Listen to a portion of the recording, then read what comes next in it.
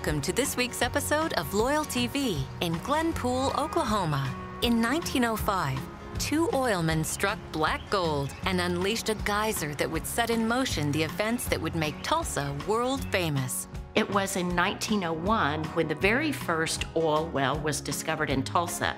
Now, oil's already been discovered in Pennsylvania, Indiana, etc. So there are a lot of people who have begun to work in various positions within the oil and gas industry. But it's that Glenpool oil field. It was a community settled by a family of Glen, that was the name, and they were also Creek Indians. So there were two brothers, their name was Galbraith, and on their allotments was where the very first well within the Glenpool was struck. For thousands of years, petroleum has seeped through the Earth's crust in many places, where evaporation and oxidation gradually change it to sticky bitumen or pitch. The oil literally was seeping up and floating on top of water. That's how they first figured out that there could be this substance there.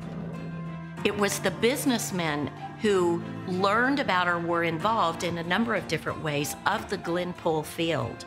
And so they figured out that if they would build the infrastructure to Glenpool, the money really stayed in Tulsa, and that's what built our community. 100 derricks, 1,000 derricks. Like many of our oil and gas stories, it was dry hole after dry hole. They're not reaching anything, and then all of a sudden, one night, Oil. they finally strike that oil. And so that's the story, certainly, of the Glenpool. It was a vast field. Many, many people flocked to the area, bought these leases, and became very, very wealthy. Built upon a pool of oil. In 1905 through the early 1900s, it truly becomes the largest oil field in the world.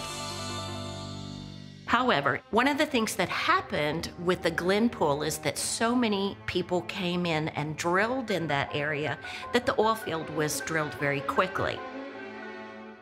I think that there certainly was an element of perseverance. These oil men, it was on such a speculative basis. There were many fortunes that were made and then lost because they reinvested in additional wells, which were dry.